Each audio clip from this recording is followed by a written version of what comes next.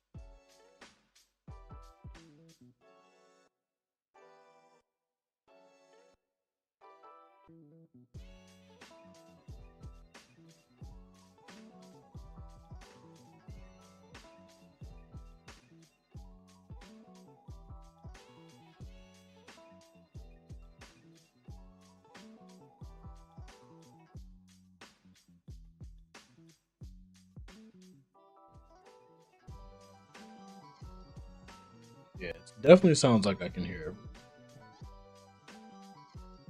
Let me just mute this real quick and then we can get started.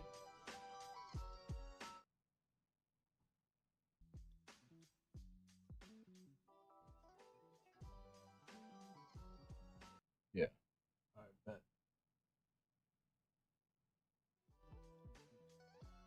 What is going on, YouTube? What is going on, YouTube? I hope you guys are having a great Monday. It was some terrible weather today, had some rain, but still got after it, still did what we had to do. And I've done a little tweaks to the mic, a little bit to the background, as well as just a couple touches in the audio. So hopefully I'm able to monitor the audio a lot better this time, and I can ensure that the actual audio is playing throughout, because it's gotten to a point where it's like, if I keep messing with this audio, I won't be able to do what I need to do. Like, it's crazy. So let's just get into it though. I hope you guys are enjoying. Um, I see that we've gotten a pretty decent reaction in the last video in regards to relationships, how people are moving in relationships, and what it means to be able to get to a point where you're able to sustain a relationship.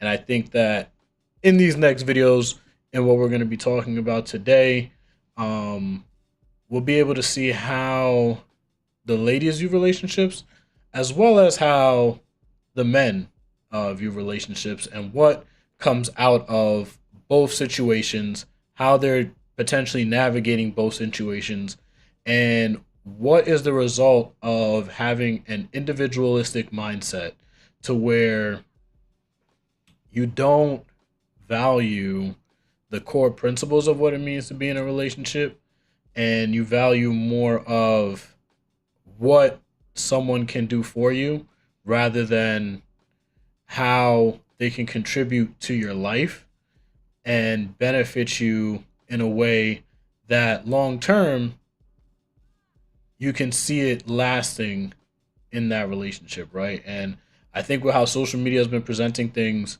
how a lot of people has focused on their finances and making sure they're getting money due to how the economy is moving right now, I think that has caused for a separation in both men and women, and it encourages individuality.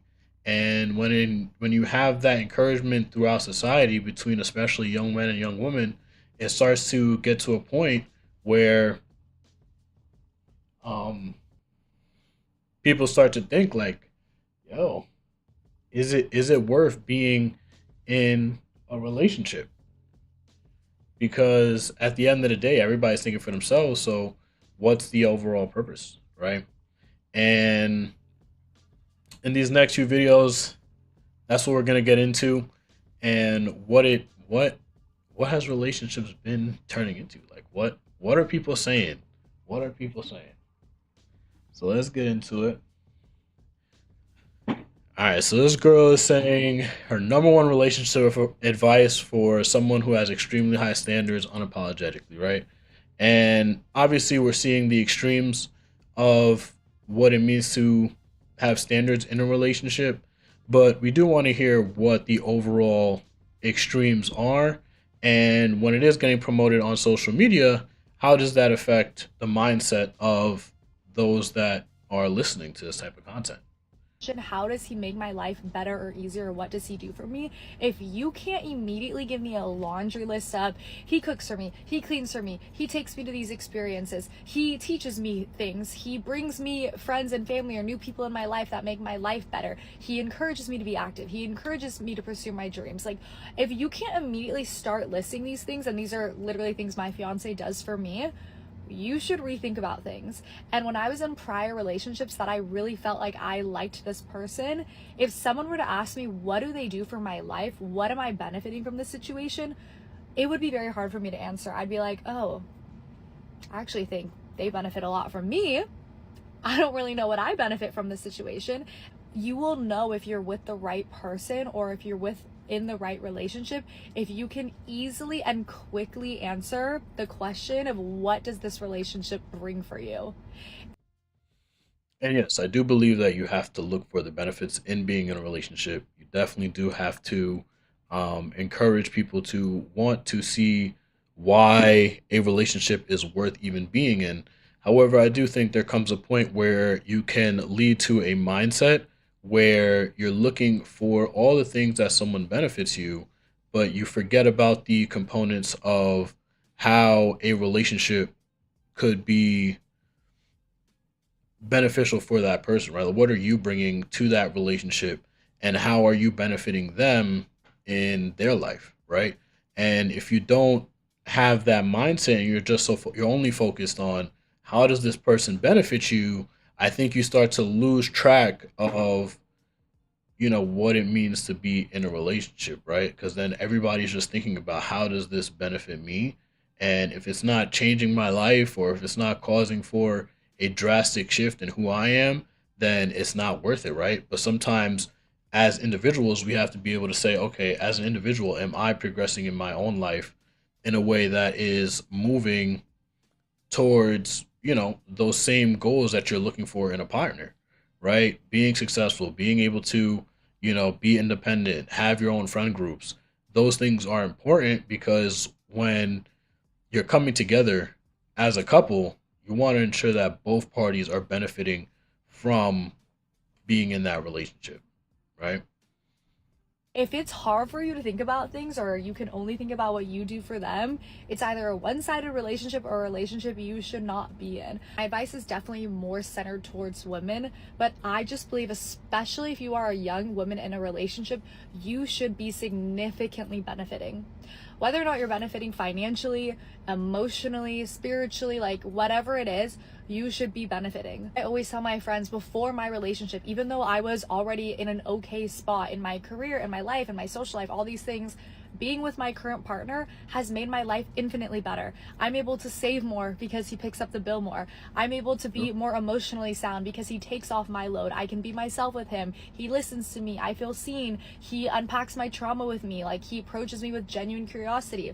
Physically, he encourages me to be active. We do a lot of trips together. We explore together. Socially, he brings me to a lot of cool experiences, and I'm just such a more well-rounded person with him. So yes, I'm in the relationship because I love him, but I'm also in the relationship because I am significantly benefiting from it. My life is significantly better being in this relationship.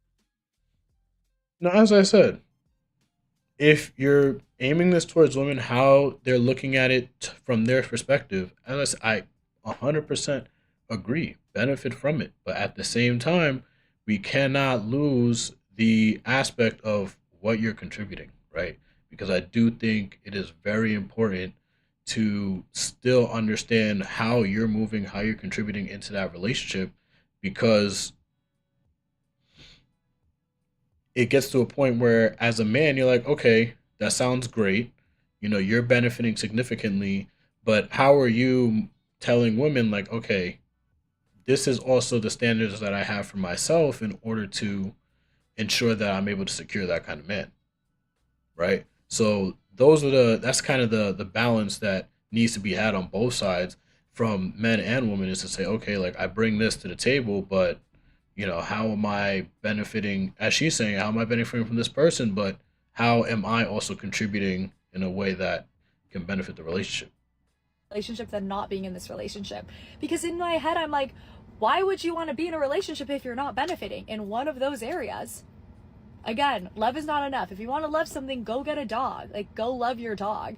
But to be with an actual person and the amount of work, love, and effort it takes, you better be benefiting. Your life better be better. And if not, it's a waste of your damn time, especially if you are a young girl.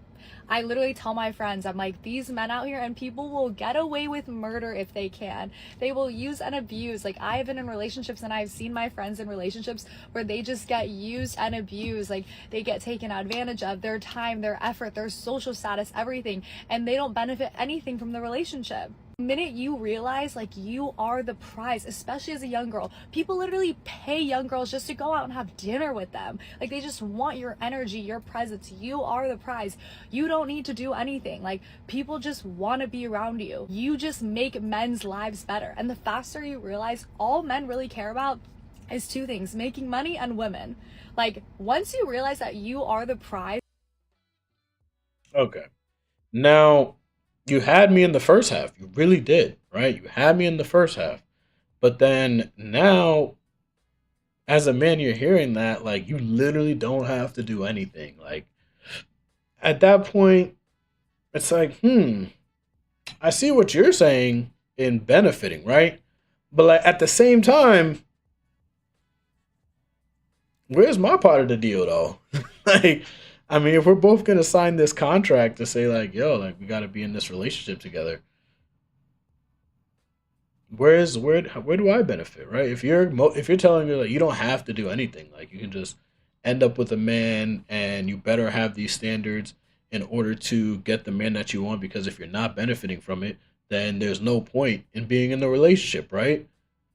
But then for a man, you hear this and you're like, okay, but then where do I benefit? If it's not beneficial for you, unless you're significantly benefiting from me, then what do I get in the end of the deal, right? You're saying you don't have to do anything, so I don't know. And like, you just being there is enough. Like, that is enough for men to want to go to work and work 12 hours a day and provide this life and do everything just so they can come home to a woman and give them loving and nurturing energy, and make them a home and make them all this emotional support, everything. Like, once you realize that all you need to do is just be you and then benefit from a situation, life is a lot more clear, and you will attract the man that will do that for you. I don't know where we went off on this tangent, but this is my relationship. Listen, guys, I mean, if you're hearing this, I know she's saying she's catering this towards women, but if you're hearing this, fellas, just understand that if you're going to make that decision in order to have those high standards and cater, and do not set your own standards, your own boundaries to, be in that relationship, is going to cause for a situation where they're solely benefiting in the relationship, and you start to get a little bit lost in, what's actually happening, right? And that's where I think it could impact, your relationship further on down the line, because at the end of the day, there's going to come challenges, there's going to come situations where you're going to need that person to be able to contribute in a way that may be a little less direct work and more of the intangibles, and they're not able to provide that for you because their sole focus is to be benefiting within that relationship, right? So be mindful of how you're moving, and if you're going to move in this way and cater to these standards, you have to understand that you're going to have to draw a line somewhere, because at the end of the day, that road is just going to keep cycling. And then I think it could lead to a point where you can potentially get dropped, even though you do have those standards, right? Let's say a woman is thinking, you know what, like, he's cool and all, but like, there's always that next guy that could be potentially, good as well, maybe better in whatever category that it is.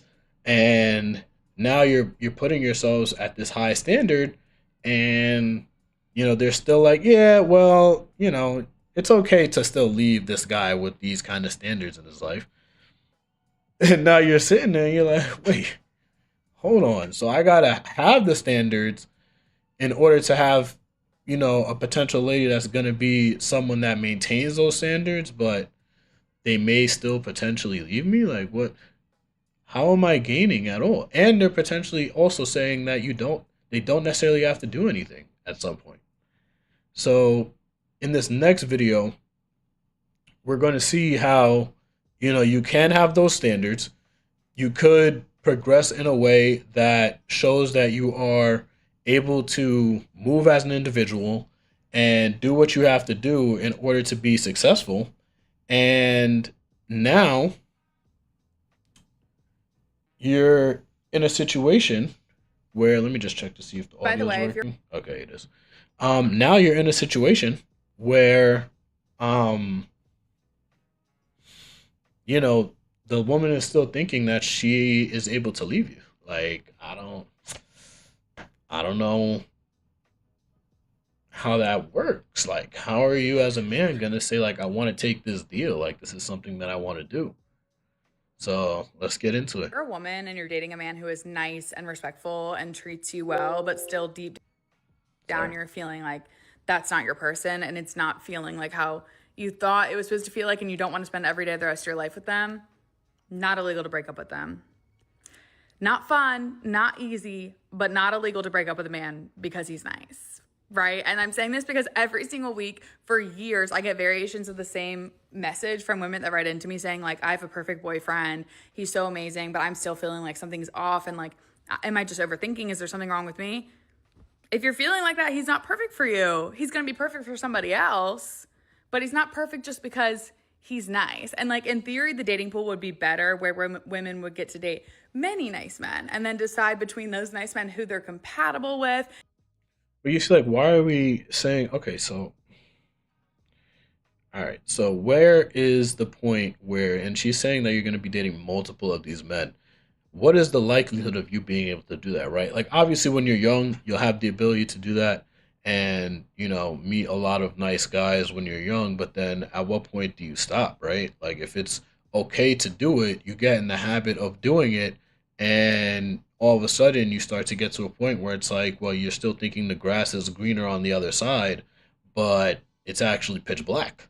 Like, there's nothing left, because at the end of the day, there's going to come a point where, if you're in the habit of doing that, people are not going to want to be in a relationship with you long term. If you have a history of that, like, it's going to start to follow you to a degree. And at certain points in time, when you get to those last few guys that may be nice, you may try and skip out on it, and then you end up caught up. And who they actually have chemistry with. But like, just because you don't like a nice man does not mean you want to be treated like shit, and you're not obligated to stay with them because they're nice, right? Because a man is not like sitting up at night, not able to sleep, nauseous, overthinking, like Googling relationship OCD when they have to break up with a nice woman.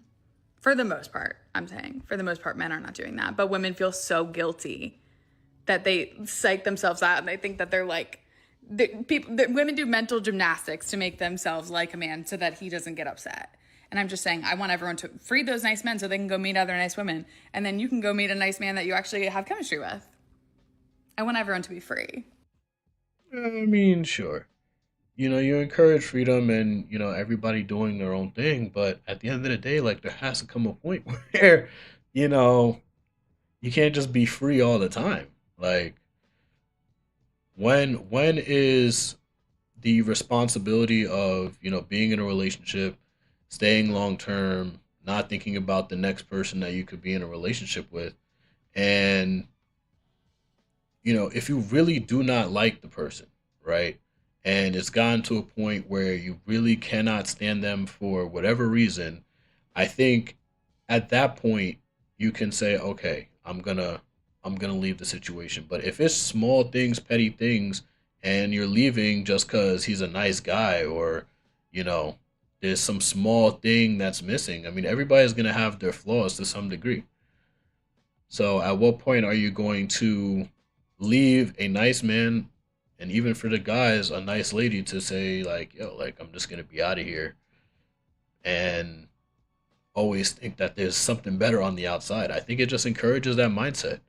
The continuous loop of like wanting to be in the next best thing.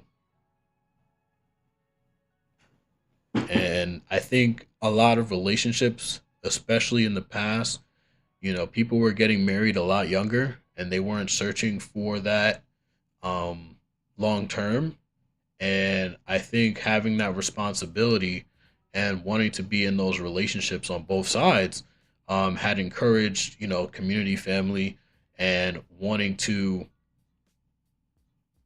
settle down and not always be free, and to, want to build something with somebody in order to better society, move forward in life.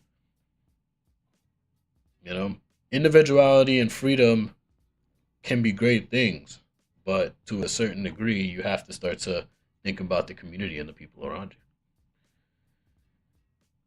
you. All right. So in this next video, um,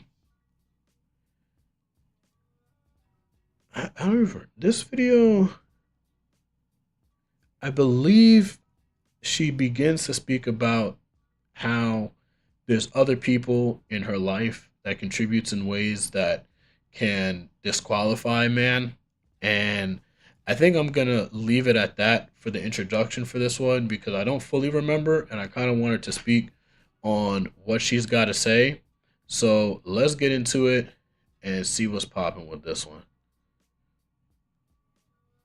Minimum, that's the bare minimum. But girl, it is the bare minimum. He paid for your food. Great, my dad does that. He said that you were pretty. My mom does that every single day, and all her Facebook friends do too. Oh, he opened your door. My gay best friend does that. It is the bare minimum, girl, because if he's your boyfriend or if he's your partner, he should want to do those things for you. And if my friends and my family can already do the things that he's doing without romantically loving me, then it is the bare minimum, because a boyfriend who romantically loves you should want to push for more and do more than what you already get. I pay for my friends' dinner. I compliment my friends. Like, have you seen what I post in their Instagram comments on their hot pictures? Like, if he's not doing more than that, if he's not doing more than your best friend would do for you, then it's the bare minimum, okay? Because if my gay best friend can open my doors, and if my mom can pay for my dinners, and if my dad can compliment me daily, and if my dad can text me every single... But you see, if men have the same mindset doing that, it now causes for that disconnect. And then you see, the part that I think ladies forget is that there needs to be an incentive to want to be in a relationship with somebody long term, right? At least for men, they logically have to figure out what benefit is it to them in order to be in a relationship, right? Especially with how society promotes, being free and ladies doing what they want with their bodies, and a lot of how the music has been promoting, more of a higher sex drive. It starts to hit a point where like everybody's freaked out, and if I got to do all of these things in order to, you know, be in a relationship, which these are bare minimum things, right? But if you're going to disqualify me based on the fact that, I may not be doing those things at all times or all the time, and being, consistent with it at all times, you're going to hit a point where it's like, all right, well, out here in these streets, it's kind of, chilling out here, and the incentive to getting into a relationship may be, you know, it may cost more to be in a relationship. You gotta think about two people rather than just one as a man. And, long term, you also have to think, okay, well, do I want a family? Do I want to move in that way? Everybody's being an individual, so why do I have to move like that? I mean, I could just do what I want and just, chill as a man, make my money, still do my thing when I go outside. And at the end of the day, it's like, I mean, it doesn't really change much for me. It doesn't really change much for me. So if you're just going to disqualify me because, other people in your life are doing those things for you and I may not, like,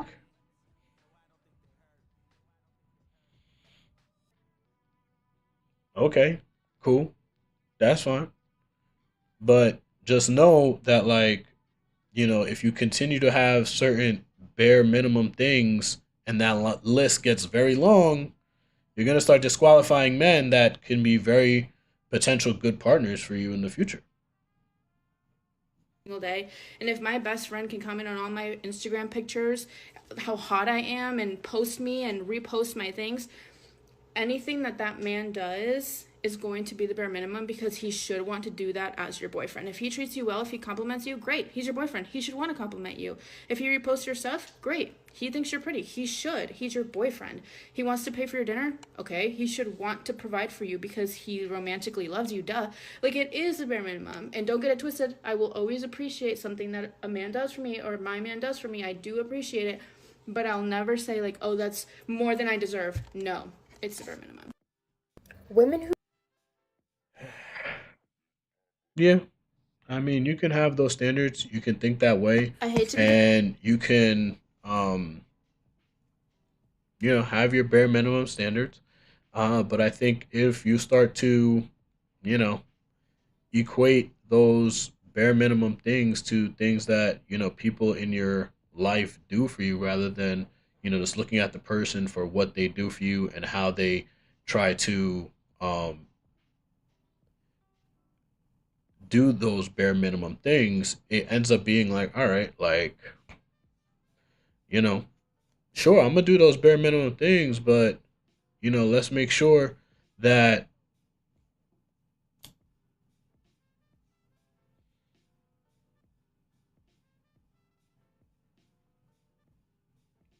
bare minimum doesn't have a laundry list of things. I think that's where bare minimum and the standards start to get a little like, all right, like, what's really bare minimum, right? Let's see. Now, in doing the bare minimum, right, you're looking at the um, you know, hold on, sorry, I just lost my train of thought. One thing about the bare minimum in this video, when you're talking about men having to have their bare minimum standards and what it means to do the bare minimum, I do think that there's also a side where, we've seen even in that previous video, like the first video, that they said that, listen, like, ladies, you don't even have to do anything. And now in this one, it talks about how, in the caption, women who do less will always get more, right? And if you're continuing to have bare minimum standards and it starts to get to a point where bare minimum reaches like, all right, like, when does this list end? And on the opposite side, you are encouraging for women to do less. Men are starting to see that they're getting shorted out of a deal. I gotta have this laundry list of standards and bare minimums, but you're encouraging people to do less in their relationship, women to do less in their relationship.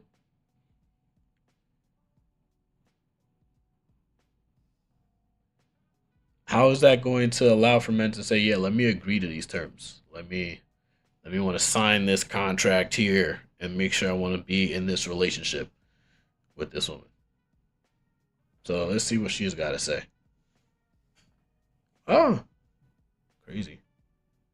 Get more. The women that you see getting princess treatment, the women that you see in their dream relationships, and it seems like they're so happy and their partner is always catering to them, it is because they understand this one law of human nature. Doing more doesn't inspire more. It actually enables less. I can't tell you how many clients have come to me and said, Ale, I thought that once I moved in with him, he was finally going to propose. I thought that once we got married, he was finally going to set boundaries with his family. I thought that once I had his kids, I was finally going to see his nurturing side. Well, I mean, I do think that he has to show certain things prior to you getting to the point of hitting those landmarks. Like, I don't think that you can go into a situation and the man hasn't shown any of those characteristics, and now you're going to say, you know what, like, you guys need to start doing less. Like, guys gotta start expecting less. Like, I just don't see how that leads to that kind of mindset, because you have to start doing your due diligence prior to getting to those points, right? Like if he's not showing those things in um within the relationship prior to, like, even for marriage, like if he's not speaking about it or saying that he wants to marry you, like if he's not going to show that he's good with kids when he's around his younger nieces, nephews, along those lines, like what, like how are you vetting? If you are not getting what you want out of that relationship today as it stands, the answer, I repeat, the answer is not doing more. It is actually doing less. This is where men and women fundamentally differ. A woman could go out on a date with a man and she might think, I don't want him to pay because I don't want him to expect anything of me. But if you do the most for a man, he's not sitting there thinking, I really need to step up my game. He's thinking, if she's doing this for me, then I must deserve it. I don't think that's inherently Women true. who do I think that men, to a certain degree, I think there's still those societal standards for men that's saying, like, hey, like, you need to do X, Y, and Z. You need to contribute to your family in a certain way. Like, you should be the leader in the household and have the responsibility of protection, provision. And I think that men, to a certain point, are going to notice that they are not contributing in a way that's beneficial. And if it does get to a point where he's clearly taking advantage of you, then you should move on, right? But I don't think that you should change the standard in which you contribute to a relationship based on the man not uh checking off every single box, right? All the standards that you have in order for him to, progress in life and hit those landmarks, you have to at least consider, all right, like, is he nurturing? Is he looking to propose? Okay, I'm gonna be in a relationship, get married to this man, and move forward. But if he's maybe not contributing financially, or that is something that is significant to you, then at that point, you have to consider your standards and say, all right, well, maybe I'll leave this situation. But you don't want to change how you're moving in a relationship due to certain standards that you have, right? Because if you're contributing less, that does not inherently mean that it's going to allow for the man to say, oh yeah, like now I'm not gonna. It might actually frustrate him more because he's like, he may be contributing as much as he can, but to your standards it may not be what you expect, right? Because I do think that there is a component where where media promotes a certain lifestyle, and based on how the economy is, for certain men, they can live within a certain lifestyle that makes sense, and you're still able to move, navigate, and function in a certain way. But I do think that there has been this materialistic push to where there are certain standards that can be encouraged, that can be set, and it begins to impact how people view relationships, right? Rather than it being about the family component and the nurturing side. I do think that if women start to conflate the standards, financially, materialistically, and, you know, forget about the relationship component and what it means to be in a relationship, it can lead to a situation where the standards start to cause for separation, because the men are going to think, well, I can contribute to have this standard, and have shown this throughout the relationship, and there shouldn't be any reason as to why you're expecting these elevated standards just because you see them on social media and people are hitting these crazy landmarks, right? Everybody's trying to chase that high end lifestyle, but at the end of the day,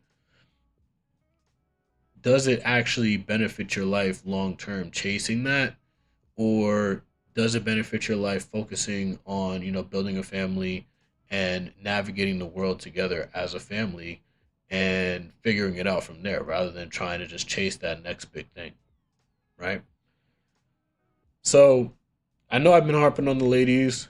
We've been getting a lot of, let me see,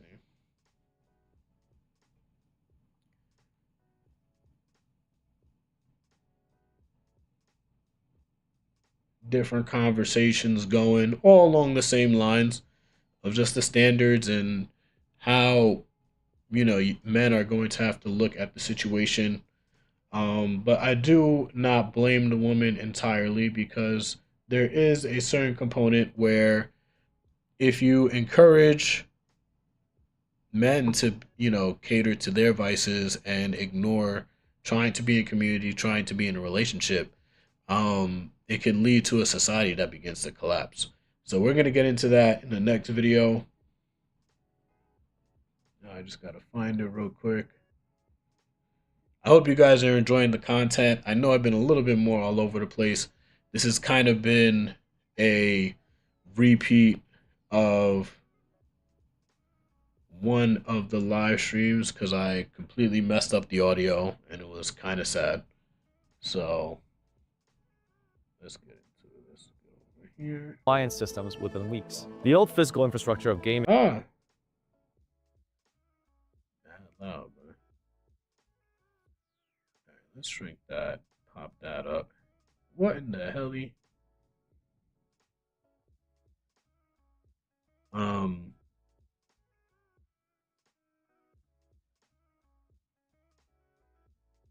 All right. So this one is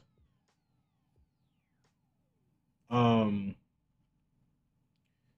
This one is going to be about. Hold on. Let me just double check. Wait. Oh, yes. Now I kind of remember a little bit of what this video was about, and let me.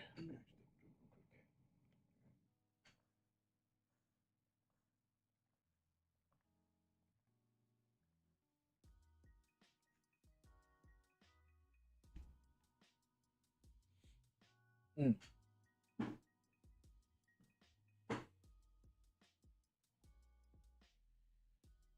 all right. So this one is why Asia can't stop its men from giving up, and it's interesting because as we were kind of talking about the lady standards and what they have for men and how it could be a little bit extreme, to a degree, you also have to keep in mind that there are situations where men are starting to say, you know what, I don't even want to contribute to this anymore. What's even the point? I'm just gonna lean into my vices, video games, movies, anime, um, sports, gambling, all those kind of things that men tend to do.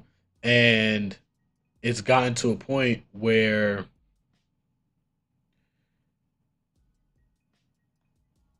you can't necessarily blame the ladies, right? Because at the end of the day, they're seeing that there is still that encouragement of men to just say, you know what, like, I'm not contributing to this, like, I'm bailing. Like, what's even the purpose of moving forward, having a family, if all I'm hearing in social media is that men ain't shit. There's nothing. It's not worth being in a relationship. Men aren't good, and they choose the bear over a man, and it gets to a point now where you're like, okay, well, if that's the case, I have enough things that can entertain me, without having to have a woman in my life, right? At least long term, and considering what it means to date, what it means to start a family, how much it costs, for men, it could be more of an equation where they're saying, you know what, I don't think I want to contribute to that financially. I think I just want to contribute to myself and worry about what I got going on financially rather than trying to actually build a family. Because what's the point? There's no point in that. So, we're going to get into this next video. Why Asia can't stop its men from giving up. In June 2024, a 29-year-old man collapsed in an internet cafe in Wenzhou, China. His body sat in the chair for 30 hours before anyone noticed. The other gamers around him kept playing. They didn't call anyone. 20 years earlier in South Korea, a 28-year-old named Lee Sung-sok had just lost his job. So he sat down in a PC bang, a Korean internet cafe, and played StarCraft for 50 consecutive hours until his heart gave out. And the other gamers kept playing around him too. 2 deaths in 2 countries, 20 years apart, and the exact same scene. China responded with the most aggressive gaming crackdown in history. South Korea and Japan tried their own versions, but all 3 failed. I can't stop. I can't help myself. Because every single one of them attacked the symptom and left the cause untouched. I'm John. I study East Asian societies, and I spent years in the gaming industry, working as a research manager at a major publisher. So I understand the sociology and psychology behind gaming addiction. 3 forces made this inevitable, and a third one is actively killing teenagers. I mean, gaming is such a crazy platform because you get so much in gaming. You get the puzzle, critical thinking component, fast reaction times, plus the cinematic component where you can get more of a story mode based game, and you have the competitive part of gaming. So there's so many components to gaming that like ending up falling into gaming is not something that is surprising, honestly. In the next few minutes, we'll break down what China and others tried, why a sociologist from 1938 predicted their failure better than anyone alive today, and what a Vietnam War heroin study reveals about the real cause of gaming addiction. So let's start with what China actually did.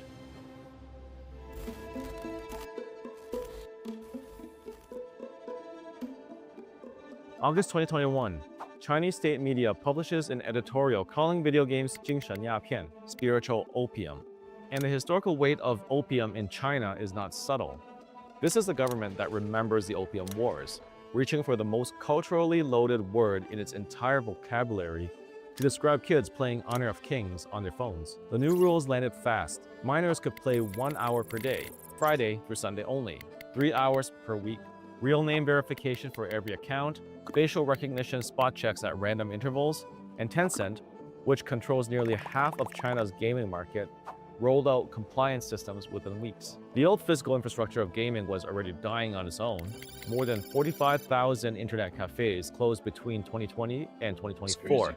Smartphones made them obsolete. COVID accelerated the decline, and the new ID regulations finished the job.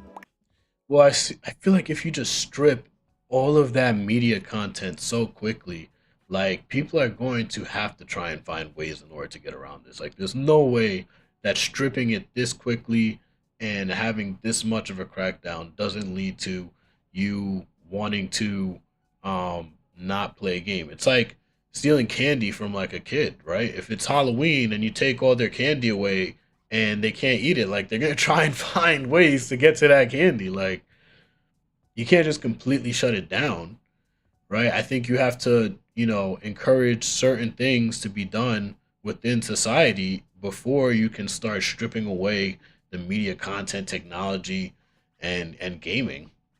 The communal escape valve was shutting down. Gaming went private onto phones, into bedrooms and toilet cubicles, and behind closed doors. So Tencent reported that minors now accounted for just 1.5% of their total gaming revenue, and claimed minor playtime hit a record low compared to 2020. And a 2022 industry report claimed that 3 in 4 minors were gaming fewer than 3 hours a week. By every official metric, the policy was working. But independent researchers found something very different. More than 3 in 4 minors were bypassing the real name verification system entirely, using parents' IDs, VPNs, or accounts on foreign platforms like Steam that Chinese regulators couldn't touch. I don't know why I'm doing this. And the work Yeah, I mean, there's plenty of people that are like, when you were starting to make Facebook accounts, you saw a couple of definitely young people that were on Facebook that were like, how are you getting bypassed? The security measures. Like, listen, people are gonna find a way to get access to things that they're gonna want to get access to onto the internet, right? And whether it's going to be something that is beneficial for them or not. I mean, the thing is about the internet is that people want to be able to have the freedom to use it and do what they want to do and get the media content. But Workarounds became their own industry. Police busted a facial recognition fraud ring selling access to adult gaming accounts. About 3,000 minors involved, worth roughly 12,000 USD in transactions. Teenagers were paying other people to pass the face scan for them, and both sides were performing. Tencent reported compliance because it gave them regulatory cover, and the gray market kept their active user accounts healthy. The government claimed success because the alternative was admitting that the world's largest surveillance apparatus couldn't stop teenagers from playing a mobile game. Both sides had the incentive to maintain the theater. And the kids who stopped gaming, they didn't go outside or study more. They migrated to short video platforms, which weren't covered by the gaming restrictions. And researchers flagged these platforms as potentially more harmful. I was gonna say, because like that's even worse. Like, there's no way that you're going to go from being able to solve a complex issue and sit and do something for a long period of time, immerse yourself into a game, and beat the puzzles, watch the story, and not have more of an attention span and be able to contribute more to society because you have the ability to problem solve, right, from gaming. You have the ability to pay attention, listen, and understand what's going on. Where a short form, media content only says so much in a minute, 2 minutes. Like, what do you gain out of that? And you're continuously scrolling through it on a regular basis. I mean, your brain is just going to be fried. Like, you're going to end up, and this is something that I had seen in a lot of the younger generation, is that I feel like there has definitely come a point to where you can't just sit and watch a movie, watch a show, and without it being something that's highly stimulating, or in short durations of times where you can continue to move on to the next thing, right? I do think people begin to get just completely distracted and are unable to detach from their phones when you encourage them. You take away one media platform that at least encouraged longer stability in your mentality and your behavior, but then you now transition that into short form media, and people's attention spans can't even last longer than a minute or two. How does that benefit your society? Than gaming itself, because short video is algorithmically designed to maximize passive consumption, not the active skill-based engagement that gaming at least provides. Basically, you shut down one outlet and the demand finds another. And this wasn't even the only ban that China rolled out that year. They used the same exact logic on the $100 billion private tutoring industry and got the exact same result. I break down that story up here. But China had the heaviest hand. Korea and Japan tried something different.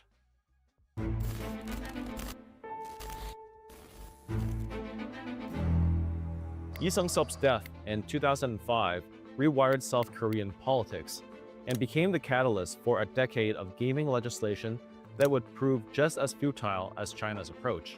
In 2011, South Korea passed the Cinderella Law, banning online gaming for anyone under 16 between midnight and 6 a.m.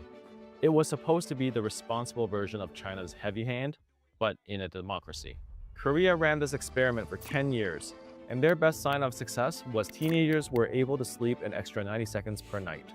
10 years of legislation, enforcement infrastructure, compliance monitoring, and public debate for a minute and a half of additional sleep.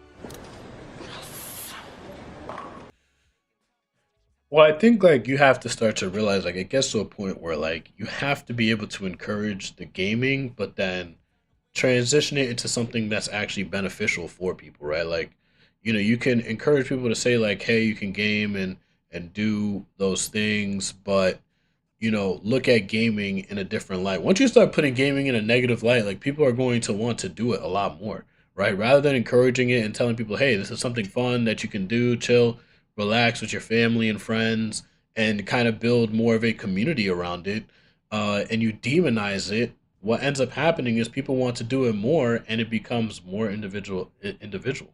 And if you're loosening up the regulations, it's not necessarily, as you can see, going to change much for people, because they're like, well, like, I mean, I'm just gonna do it and find a way to, play myself and find different alternatives route. That doesn't necessarily mean I'm gonna stop doing it. And the reason was because the law didn't cover mobile gaming. So similar to China, kids switched platforms from internet cafes to their phones, which they could use anywhere, anytime.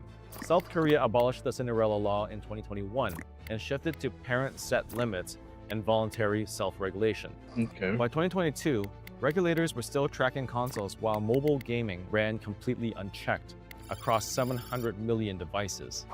And by 2024, internet cafe visits had dropped to just 7.4% of gamers. In other words, Korean gaming migrated to platforms regulators couldn't see. But I think that's even worse. Like, at least if you had, the gamers in a community, they were at least like around each other. Now, I know that you can say that someone was sitting there playing for 50 hours and no one even checked on the guy and he ended up dying. But like, I do think that there is still the potential for people to build a community around gaming, around those environments and being in those situations, because like at least you're outside and you're in that space rather than it being like, okay, like I'm in my room, I'm laying in my bed just playing on my mobile phone wherever I want to play, and I don't have to leave the comfort of my home. Like, what's the purpose of me even doing that? Right? And now you just completely strip the community aspect and people are still gaming. Like, what? Japan represents another approach entirely. In 2020, Kagawa Prefecture passed Japan's first gaming ordinance: 60 minutes per day on weekdays, 90 minutes per day on weekend for minors. But the ordinance is non-binding. No penalties, no enforcement, no compliance data. When a citizen challenged it in court, the judge dismissed the case because the law doesn't actually compel anything. It's the legal equivalent of a "please don't litter" sign. And Japan has about 1.5 million hikikomori, mostly men in severe social withdrawal, many who game extensively. But the research is clear. Gaming doesn't cause hikikomori. Gaming is what people do during withdrawal. It's a parallel response to the same societal conditions, and I talk a lot about it in this video here. So 3 countries with 3 approaches spanning the full spectrum from maximum state power to basically a suggestion. And all 3 produce the same outcome. The underlying problem persisted. The escape behavior adapted, and not a single government can point to measurable improvement in youth mental health. The kids aren't sleeping longer, they aren't studying more, they aren't happier. The only thing that changed is where they go to disappear. The irony is that the same government that labeled gaming spiritual opium also fund esports teams and hand their best gamers military exemptions. Wait, That's the what? contradiction that has an explanation, but it requires understanding what's actually driving the escape. I talk about the rise of gaming in East Asia here, so check it out if you're interested. I mean, there's no way that like you're encouraging it and then banning it. So like, what? How are you gonna encourage me to do something and then you're gonna try and take it away and make it seem like it's something terrible? Like, what? How does that even make any sense at all? Like, The bans failed because they targeted the valve. The pressure comes from somewhere else completely.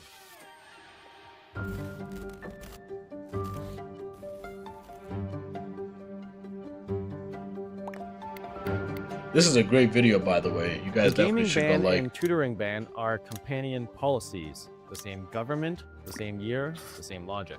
You ban tutoring to ease academic burden. You ban gaming to protect mental health. Both assume the behavior is the problem, and neither touches the system that produces the behavior, the Gaokao, China's national college entrance exam. Over 13 million students take the Gaokao every year. That's roughly the entire population of Pennsylvania sitting in one test. In the top 39 Sheesh. universities, the 985 tier, which is the gateway to any meaningful career mobility, admit under 2%. Picture a school of 1,500 students. Roughly 30 make it. That's 1 kid per classroom, if you're lucky. What? And every student sitting in the room knows the odds before they turn 15. May the odds be ever in your favor. And this is where a framework from 1938 does its heaviest work. Sociologist Robert Merton asked a question that explains gaming in East Asia better than anything written since. What happens when a society promises everyone they can succeed, but blocks most people from actually succeeding? He called Well, that's what it is. Like, you just completely begin to lose incentives. Like, and this is something that I've harped on for the longest amount of time, is that people definitely move on incentives. And now he may say something slightly different, but I do believe that if you remove the incentive for people to want to, be successful and build relationships and go outside and not be individuals and worry about themselves, you need to give them incentives to say, like, this is the benefit of you doing that, right? And if I'm trying to put myself in a situation to get to that benefit, but you're blocking me and you're only allowing certain people to get to that point, it's like, what is even the point? I might as well just focus on myself and just live my life day by day, and just succumb to the vices of what, video games, right? Or social media, scrolling through TikTok, Instagram, all of these things, and then just worrying about myself, making sure I eat rather than worrying about anybody else. Like, call it strain theory. You study 16 hours a day for an exam that admits fewer than 1 in 50. Anything below that, and you're likely stuck with a mediocre job for the rest of your life. That gap between promise and reality is where gaming lives. Merton predicted 5 responses, and 3 of them are playing out in this video. Innovation, retreatism, and rebellion. We covered innovation already. That's how kids use a parent's ID, or how fraud rings sell face scans. They accepted Figure it out, but rejected the rules. you just figure it Retreatism out. is the one 3 governments have spent 2 decades trying to ban. You give up on the goal and the approved path to get there. You withdraw into a parallel world where different rules apply. Right. Gaming is that parallel world. And Merton would have predicted something else, that the same gap would produce 2 completely different responses, and the government will treat them in 2 completely different ways. In China, lying flat is Merton's rebellion. It started in 2021 when a factory worker posted a manifesto online. He quit his job and lived cheaply, and declared he'd rather lie down than grind for a system that wasn't going to reward him anyway. The post went viral. Millions of young Chinese adopted the label, refusing overtime, marriage, grinding for apartments that they couldn't afford, and competing in a race with no finish line. Well, and that's the overall point, is that, like, there's no incentives left for these young people to say, like, yeah, like, I want to be in a relationship. I want to, build my community. I want to do things in society, because, like, I don't even have the chance to be successful anyways. Like, that's the overall mindset, and they're seeing that, their freedoms and their abilities to do so is getting stripped more and more away. So I might as well set myself up to be living a standard where I just check out, and then everybody could just figure it out themselves. The government scrubbed the forums, censored the hashtags, and banned lying flat merchandise. But the sentiment just moved underground. Lying flat is public refusal. Gaming addiction is private retreat. And the government treats them very differently. Lying flat gets censored. Gaming gets banned. Even though Merton will tell you their responses to the same gap between promise and reality. And the kids hiding PC sessions during 12 to 16-hour study days tend to describe the same logic. Gaming is the only domain where effort actually produces results. The sentiment shows up across forums, clinical interviews, and academic literature on coping-motivated gaming. That's the retreatism mechanism in real time. I can see that, where, like, you're just playing games and, like, you're at least getting, you're leveling up, you're higher up in rank, you're actually getting good at the game. Every time that you play, you end up, getting better, learning the game, and you actually have, pros and cons and benefits to it. And there still is a community aspect to it as well. Why contribute to society when I can still contribute with a certain amount of money in my pocket and, get the most out of, what I need in life, right? And counselors working in China's remaining internet addiction treatment centers consistently describe the same profile among the teenagers they treat. A sense of emptiness, an inability to meet parental expectations, and a retreat into the only environment that responds to effort with reward. You could write that same clinical description for a teenager in Seoul or Osaka without changing a word. Because the strain isn't uniquely Chinese. South Korea's Suno compressed lifetime outcomes into a single exam. Japan's university entrance exam does the same. And in both countries, the promise that's supposed to justify the suffering, elite universities, stable career, secure life, broke a generation ago. 那前一个晚上，我清楚的记得，其实我就是紧张到就是那种睡觉的时候。 The exam still demands everything, but the reward no longer delivers. Durkheim called that state anomie, when the old rules stop working, but nobody's written the new ones yet. And the human cost of that anomie. yeah, when you start to lose the illusion, or it starts to um, lose what it actually was, the value of the society and the system that it was built around, it starts to lose that contributing factor. It ends up becoming a situation where people are like, I don't want to contribute to this because this is not giving me the value and the benefit that it gave those in the past, right? And I think this plays a factor in how, you know, I do believe mainly men as well, since generally it is a outlet that men tend to cater to. But when you strip it, when you are encouraged to retreat to it, it starts to get to a point where society loses its core structure and you're going to start to become extinct, right? I know that currently the Asian population has been declining steadily or actually rapidly because of the inability for them to encourage relationships, encourage people to be in these situations long term because of the fact that, you know, they don't have the incentives and the success rate that their parents, their grandparents had, and men are going to start retreating definitely a lot more to those spaces, and women are going to start to retreat probably more towards the social media, the short form content, video creation, and it creates that individual mindset. And I think, for those of us that are in the West, when you see these kind of situations happening, across the world, we can kind of start to say, okay, like if we're going to see this situation here, how do we avoid it in the West, right? And we have to continue to create the incentives for both sides to where both parties feel as though they're actually benefiting in a relationship, in contributing to the society and their communities, and you're able to actually make a change and impact in those communities for your future relationships, for your future children, and the family that you hope to create, right? And you're able to at least reach a certain level of success that you can be satisfied with. I think that's what most people are trying to look for, and that is probably the end goal for most people. At least if I'm satisfied to where I can feel comfortable in what I've accomplished and been able to potentially get a home or uh, have a family and create that next generation without having too much stress and debt, which is where the materialism and individuality comes in. Um,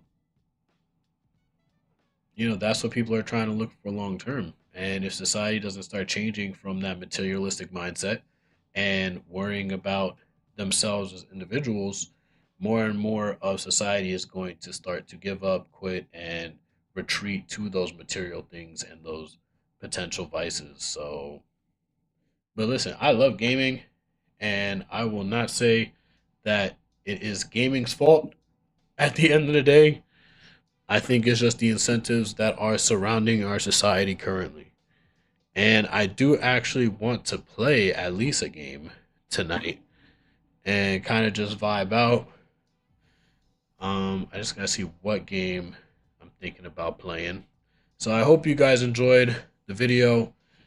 Make sure you guys say what's up if you tap into the live stream in the future. I think I'm going to try to be a little bit more consistent on Thursdays. I believe I figured out kind of how I'm going to do the audio now. So hopefully I could continue to be consistent on Thursdays and it's not going to be too much to set up.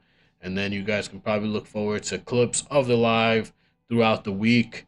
And yeah, so let me know what you guys think in the comments of those videos and those clips when they come out. What you guys thought of my thoughts in those videos, and yeah, let's see. Let's get into some gaming though. I'm trying to think.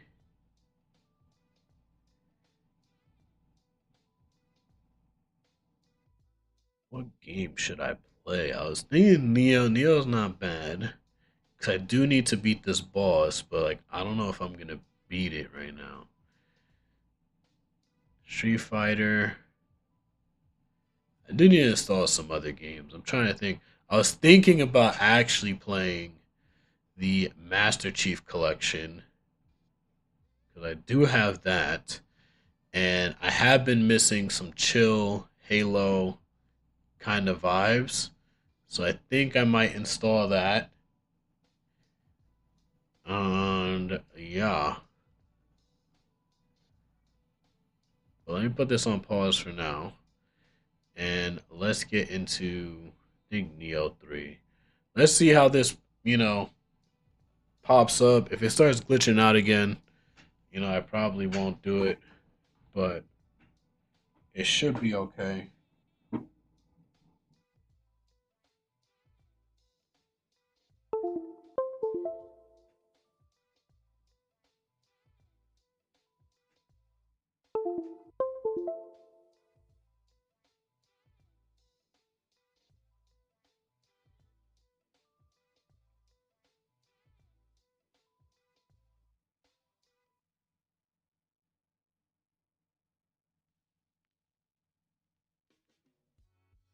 No.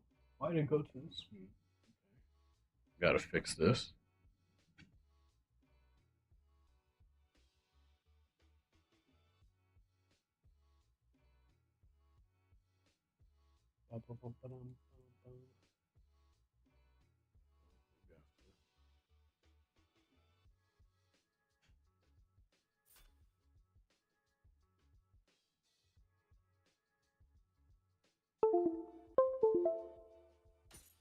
Oh, I didn't know the battery was that low on this one.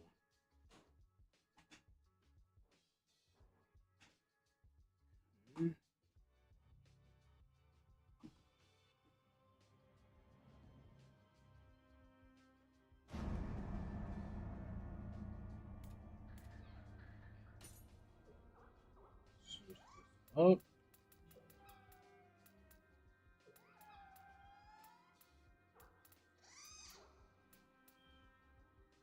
Move.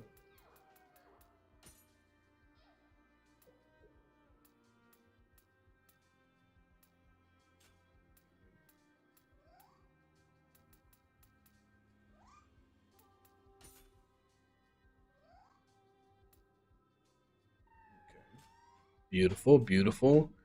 All right, so hopefully everything should be good here. We should be vibing.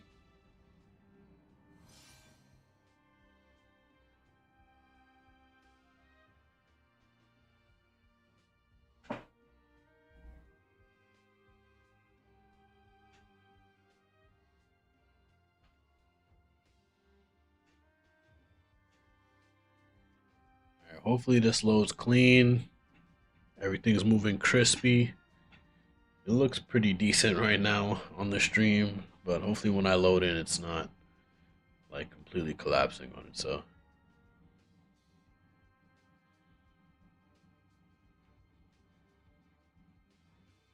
Now, the last time it did take a minute to load, but I'm hoping that with the restart and everything, it should be chilling now.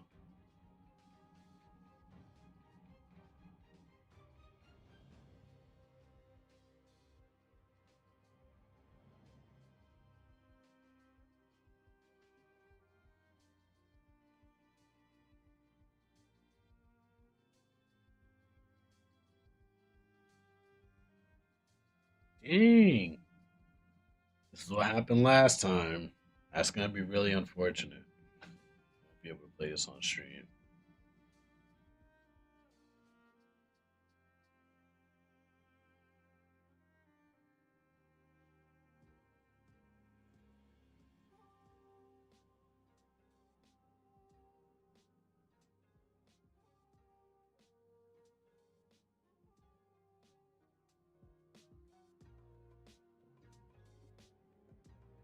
Hmm. Probably should have kept the music a little bit higher, but I don't think you guys were able to hear it. But it's fine though. Probably better without the music anyways. Hello? Come on now. You gotta at least load. John's not even loading.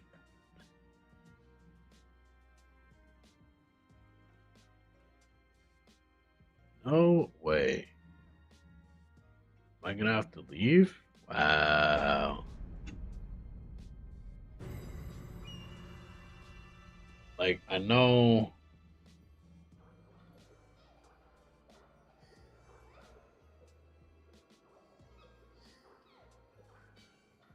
That is unfortunate.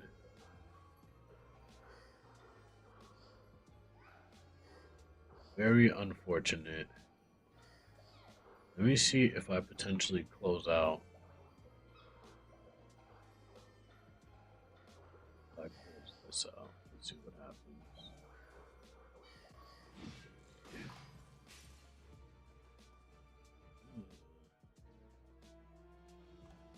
This John is struggling. All right, let's see.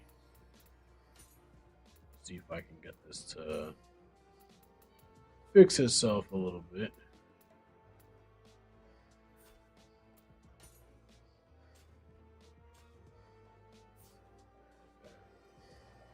This looks a lot better now.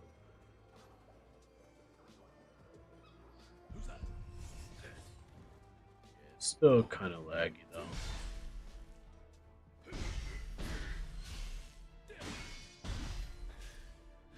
Still laggy.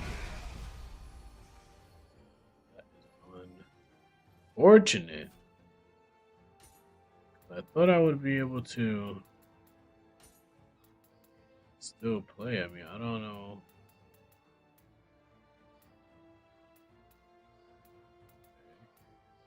I don't even think I can put it too high.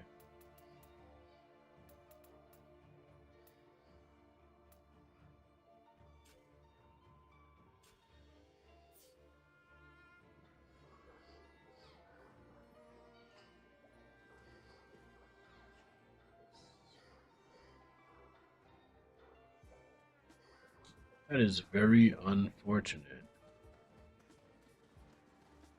So I have wanted to play this game on stream, but I may just have to record it and do it that way until I upgrade my PC in order to do both.